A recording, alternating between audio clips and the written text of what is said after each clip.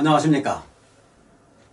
오늘 아침에는 예언의 신 부조와 선지자 빛을 전하는 사람들 187페이지에서 191페이지까지를 읽어드리겠습니다.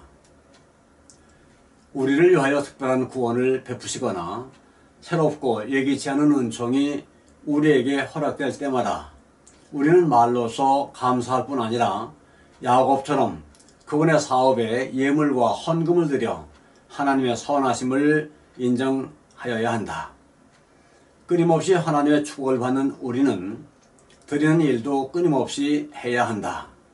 야곱은 하나님께서 내게 주신 모든 것에서 10분의 1을 내가 반드시 하나님께 드리겠나이다 라고 말하였다. 복음의 충만한 빛과 특권을 누리는 우리들이 은총을 적게 받던 옛날에 살던 사람들이 드린 것보다 적게 드리고 만족할 것인가? 아니다. 우리가 누리는 축복이 더 큰 만큼 우리의 의무도 거기에 부합되도록 증가되어야 하지 않겠는가? 그러나 우리는 우리가 받은 축복을 얼마나 과소평가하는가? 측량할 수 없는 사랑과 헤아릴 수 없는 값진 선물의 받아픔에 있어서 수학적 법칙으로 시간과 돈과 사랑을 측정하려는 노력은 얼마나 헛된가? 그리스도께 드리는 11조, 오 보잘것없는 금액이요 그렇게 값진 것에 대하여 얼마나 빈약하고 부끄러운 보상인가? 칼바리 십자가에서 그리스도께서는 남김없는 헌신을 요구하신다. 우리의 모든 소유와 우리의 모든 존재는 하나님께 바쳐져야 한다. 하나님의 약속에 대한 새롭고 변치 않은 믿음을 가지고 하늘 천사들의 임재와 보호를 확진하는 가운데 야곱은 동방 사람의 땅으로 그의 여행을 계속하였다. 그러나 야곱이 그 땅에 도착한 것은 거의 100년 전 아브라함의 신분문군의 도착과는 얼마나 달랐던가. 그리고 그 신분문군은 수행인들을 거느리고 약대를 타고 금, 은 등 값진 선물을 가지고 도착하였었다. 그러나 그 자손은 지팡이 밖에는 아무것도 가진 것이 없는 외롭고 발병이 난 나그네였다. 아브라함의 신분문군처럼 야곱은 물 곁에서 머물렀는데 그가 라반의 둘째 딸 라헬을 만난 것도 이곳이었다. 우물에서 돌을 굴려 양떼에게 물을 먹이는 봉사를 한 것은 야곱이었다. 그는 친척이라는 것을 알려서 라반의 집으로 영접되었다. 비록 재산도 수행원도 없이 홀로 왔으나 몇 주일 동안에 부지런하고 재간 있는 인물이라는 인정을 받아 그는 계속 머물라는 요청을 받았다. 그 라헬을 위하여 7년 동안 라반에게 봉사할 것이 협정되었다. 고대에는 혼약의 제가 전에 신랑이 그의 형편에 따라서 얼마의 돈이나 그에 해당하는 다른 재물을 장인에게 지불하도록 요구하는 습관이 있었다. 이것은 결혼관계의 안전을 보호하는 방편으로 여겨졌다. 아버지들은 가족의 부양을 위하여 준비되지 아니한 남자들에게 그들의 딸들의 행복을 위탁하는 일을 안전하다고 생각하지 않았다. 만일 그들이 이 일을 처리하고 가축이나 토지를 얻을 충분한 검약의 정신과 능력이 없으면 그들의 생애는 두렵게도 무가치하다고 판명될 것이었다. 그러나 아내를 위하여 아무것도 지불할 것이 없는 사람들을 시험하기 위해서는 다른 방법이 있었다. 그들은 요구된 결혼 자금의 가치에 따라 규정된 기간 동안 그들이 사랑하는 여자의 아버지를 위하여 일할 것이 허락되었다. 구원자가 봉사를 충실히 하고 다른 점에 있어서도 합당하다는 것이 밝혀질 때 그는 그 딸을 자신의 아내로 얻었다. 그리고 일반적으로 아버지가 받았던 결혼 지참금은 결혼 때에 그 딸에게 주어졌다. 그러나 레아와 라헬의 경우에서처럼 라반은 그들에게 주었어야 할 결혼 지참금을 제멋대로 보류하였다.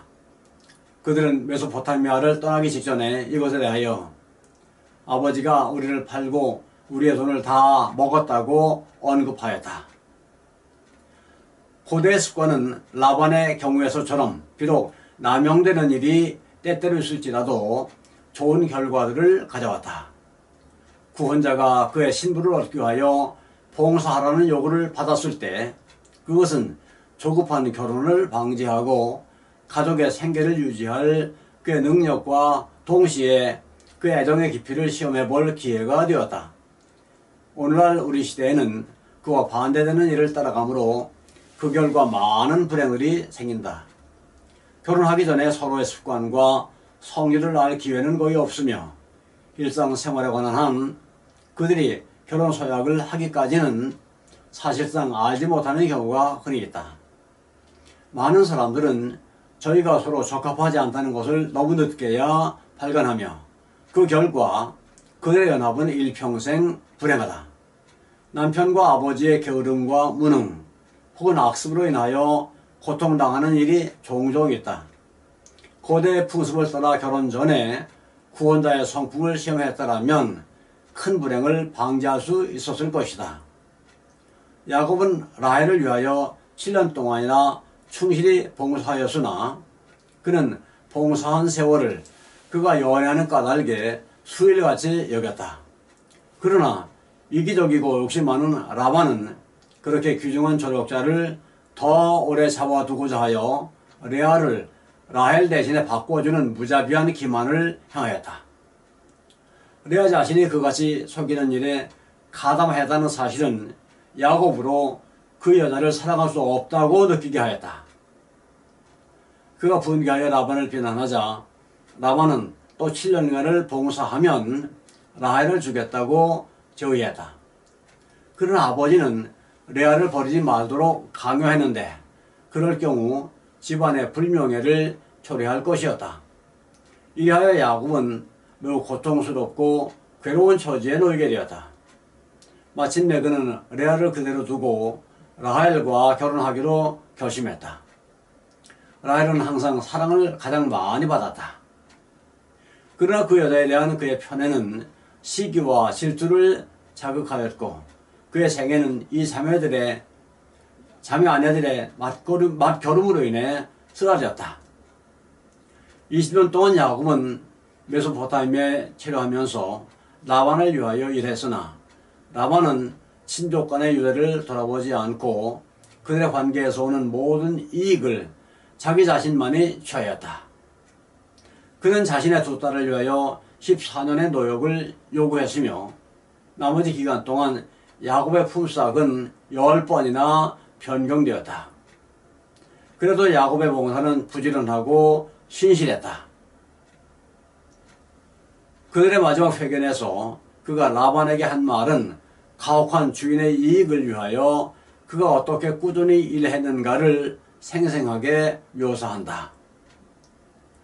내가 이 20년에 외삼촌과 함께 하였거니와 외삼촌의 암양들이나 암염소들이 낙태하지 아니하였고 또 외삼촌의 양떼 수양을 내가 먹지 아니했으며 물려 찢긴 것은 내가 외삼촌에게로 가져가지 아니하고 스스로 그것을 보충했으며 낮에도 도적을 맞았든지 밤에 도적을 맞았든지 내가 외삼촌에게 물어내었으며 내가 이와 같이 낮에는 더위를 무릅쓰고 밤에는 추위를 당하며 눈 붙일 겨를도 없이 지내었나이다. 목자는 낮이나 밤이나 그 양떼를 지켜야만 하였다. 그 양떼들은 강도들과 무수한 야수들의 위험에 처했다. 그들은 잘 보호받지 못한 양떼들을 자주 약탈했다. 라반의 많은 양떼들을 돌보기 위하여 야곱은 많은 조력자들을 데리고 있었으나 그 모든 양떼들의 책임은 자기 자신이 지고 있었다.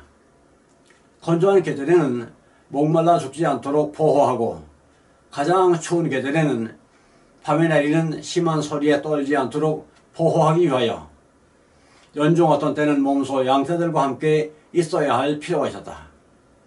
야곱은 목자장이었고 그가 고용한 종들은 수하의 목자들이었다.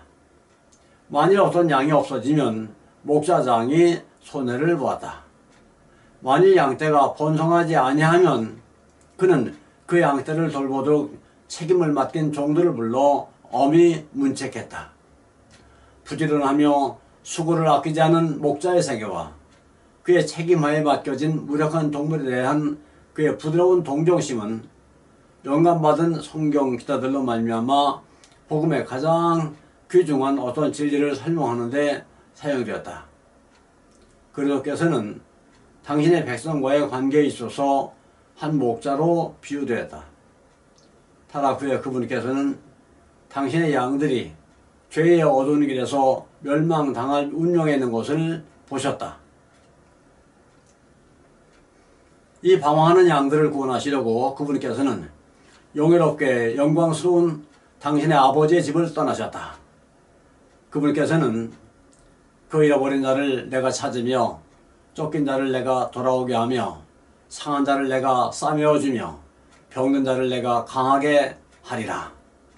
내가 내 양떼를 구원하여 그들로 다시는 노략거리가 되지 않게 하고 땅의 짐승에 삼킨 바 되지 아니하게 하리라고 말씀하신다.